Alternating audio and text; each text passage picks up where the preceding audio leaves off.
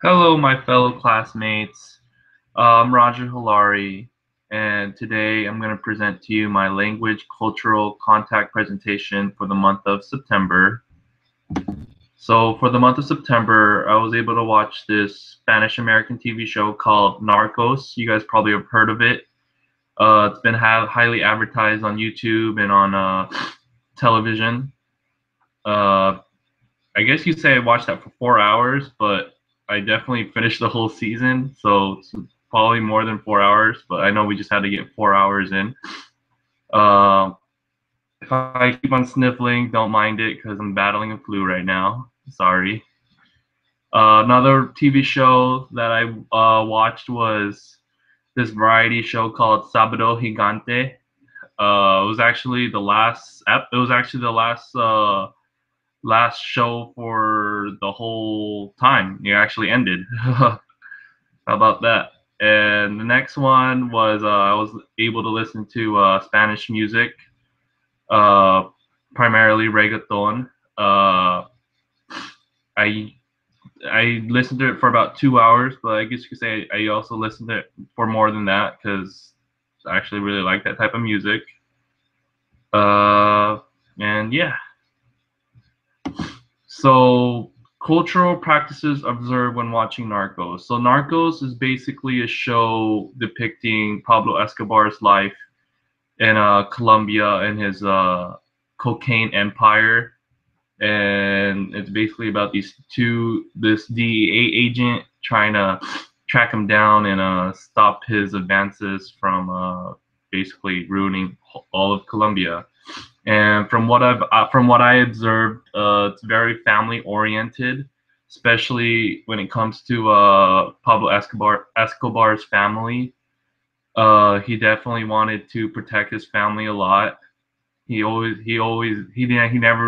wanted to get his family into harm's way. In one of the episodes, I don't want to get too much into it, but for people that haven't watched it, but he uh, he took his family away from Colombia to get away from all the violence. And he's also real. And I also put blood flows thicker than water because he's really close to his I think it's his cousin, and it's basically him and his cousin that started the empire together at first, and it's slowly became such a big empire that they needed some other members. But he always had his cousin as his right hand man. And the next bullet point I put in here was money talks because it definitely does talk in that show because since Pablo Escobar is running a multi-billion, actually it was actually a multi-billion empire, he was able to talk off politicians, authorities with money, and I guess you could say it doesn't. It's still definitely a constant in I guess say a majority of Latin America's political system and not just political system but administrative system as well as if you have money you could definitely get away with things. So that's one thing that I learned from watching that show. Next one is Sábado Gigante. So Sábado Gigante is basically a variety show that airs every Saturday, I think on Univision, and it's a variety show. And I've actually watched the show as when I was younger, just flipping through the channels, and it is actually pretty interesting. But the day when it was about to be when the show was about to be over was actually the last episode, and my girlfriend was the one that told me about it, telling me to turn on the TV, and she actually watched it with me. And it was basically just like a variety show that I said, and it's been on for the last 53 years. The guy that hosts it, Don Francisco, is basically the guy that dictates the whole show. He's the host, obviously. And from what I learned of it, it's very extravagant. There's a lot of like dancing, kind of like a talk show type of variety show as well. A lot of I guess you could say a lot of what's it called, a lot of dancing involved, a lot of humor. The host itself, Don Francisco, is actually pretty funny from like the antics that I got from the crowd. So yeah, and also I put respectful on here because in the show, so like I said, it was like one of the last shows aired.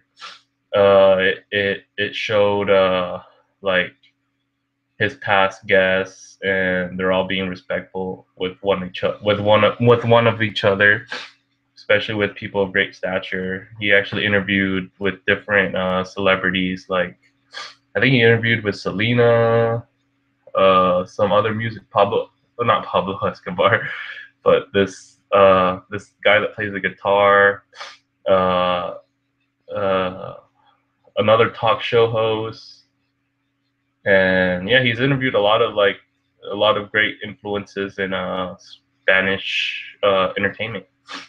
So yeah, so it's very extravagant and it's respectful in terms of like people with great stature in life. And next one is reggaeton. So reggaeton is basically a type of music genre that's primarily played with uh, it's usually with the young people of like Latin America. They're really into listening to reggaeton, and from what I got from listening to it, it's very upbeat. It makes you definitely want to dance, especially with the different types of rhythm, the melody of the songs that they have, and it's basically a mix of like different music genres. So it has like hip hop and of course reggae, and hence the term reggaeton, salsa, and bomba. And from this from those different type of genres, you could definitely dance to it. And like I said, it's very upbeat type of tempo. And I think and some of like the famous reggaeton artists are probably just like Pitbull is one of them. Daddy Yankee, and Don Omar. So that's what I got from the cultural nuances and the practices from it. From it, it's very upbeat, and it has a different genre, and it has a different music genre, type of music genres. So from watching the show Narcos, some of the vocabulary words that I learned from it was La Cuarta Brigada, which I guess it means the Fourth Brigade, and I guess it's basically a type of brigade that try to look for Pablo Escobar. Hence why it was called the Fourth Brigade. I heard it a lot when I was watching the show, so it's definitely of big significance. And of course, there's armas, sorry, uh, and that's basically means guns and weaponry. And with that show, there's definitely a lot of violence involved. And another word is patron. I guess patron means boss, and they usually say that word when it comes to referring to Pablo Escobar. His employees usually call him patron. And another word is justicia, which means justice, and especially with a lot of murders and crime involved, families would always want to get justice for it. So in the show, I always heard the word justicia in it. So yeah. And from Sábado Gigante, some of the words I learned from it was hasta siempre, which means until forever. That was actually on the TV screen in one of the subtitles. It seems like they kept on saying hasta siempre, which means until forever. Despedida, which makes sense since it's the final episode, goodbye. And in one of the segments, they were giving off a car, and they kept on saying premios. So I'm guessing they gave premios. Oh, well, premios means prizes. And in the closing speech of Don Francisco's speech kept on saying esperanza, which means hope.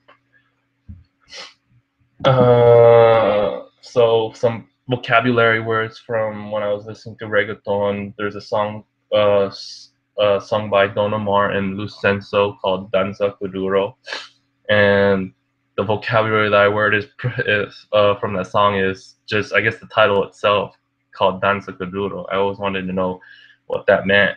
So I guess it means dance kuduro. So I guess it means dance kuduro. So I'm guessing kuduro is a type of dance. Since it's very upbeat and gets you like up to dance, there's a word that they kept on saying is called cintura, which means waist. The next one is locura, which means madness, and the next one is mueve, which means move, and and and from the lyrics that I took from, they were basically all from the chorus. I always wanted to know what the chorus meant, and yeah. So the next song and the next vocabulary word and song that I got from was a song called El Taxi, and it's basically from Osmani Garcia featuring Pitbull and Sensato, and like with Danza Kuduro, it's also like a very upbeat song. It makes you want to dance. And one of the lyrics I kept on hearing from the chorus was "Mi lo paro," which means I stop it, I guess, and that's part of the chorus. And then there's the word vino, which means wine, and the last one is casado, which means married. And that's basically from the lyrics that I got from listening to the song. Conclusion. So, from watching and listening to Narcos, Sabado Gigante, and listening to reggaeton, it was very entertaining, especially watching the TV shows. It was great to see different music artists when it came to watching Sabado Gigante. Don Omar was Don Francisco was a very influential man when it comes to Spanish media. He was greatly admired. I didn't even know he was 83, or I think he was 80. So he retired when he was 80, and that was actually pretty cool to see. And watching Narcos, I finished the rest of season one, so I definitely like that show very much. From all like I like the background of Pablo Escobar. It was very interesting to see his background, and just all like the drama scenes and the action scenes was actually pretty cool. And it was also cool seeing the different cultural nuances and practices.